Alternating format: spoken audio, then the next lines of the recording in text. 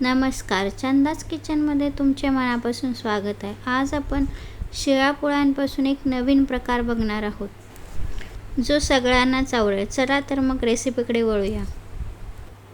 येथे मी 4 शिळ्या चपात्या घेतल्या आहेत, अर्धा कप बारीक रवा, 1/3 कप दही घेतलं आहे.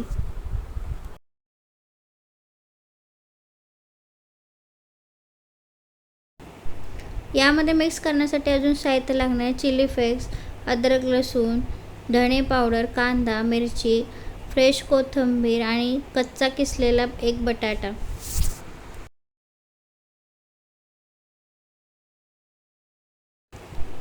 आता आपण मिक्सरच्या पॉटमध्ये चपाती टाकून बारीक करून घेऊया. व्हिडिओमध्ये दाखवल्याप्रमाणे चपाती बारीक करून घ्यायची. खूप पण बारीक नाही करायचे, थोडी जाडसर ठेवायची आहे. अशा प्रकारे माझ्याकडे हा मेजरिंग कप आहे. या मेजरिंग कपने मी अर्धा कप रवा आणि 1/3 कप दही मोजून घेतले आहे. हे सर्व मिक्स करून 10 मिनिटं झाकून ठेवूया. बाजारात वेगवेगळ्या प्रकारचे मेजर कप मिळतात, किंवा मी जे वाटीचं मेजर दिलं आहे तसे घेतले तरी चालेल. आता यामध्ये सर्व साहित्य मिक्स करून घेऊया. अद्रक लसूण क्रश करून घेतला आहे, 1 टेबलस्पून अद्रक लसूण, 1 tablespoon chilli flakes, 1 teaspoon coriander powder, भरपूर सारी कोथिंबीर, कांदा उभा पातळ चिरून घेतला आहे, 2 हिरव्या मिरच्या बारीक कट करून टाकायच्या आहेत आणि बटाटा पाण्यातून पिळून मग यामध्ये मिक्स करायचा आहे. चवीनुसार मीठ टाकायचं आहे. मीठ थोडं कमीच टाकायचं आहे, कारण चपात्यामध्ये मीठ असतं. आता हे सर्व मिक्स करून घेऊया.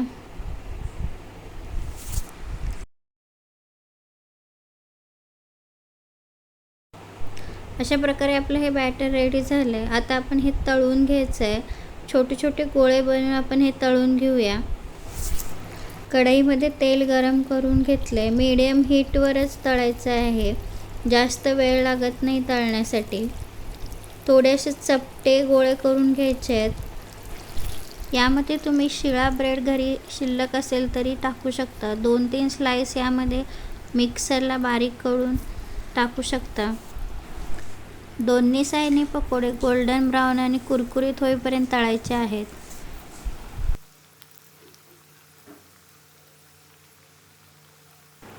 अशा प्रकारे शिळ्या चपातीचे मस्त असे पकोडे रेडी झाले आहेत. सॉस किंवा पुदिन्याच्या चटणीसोबत सर्व करू शकता.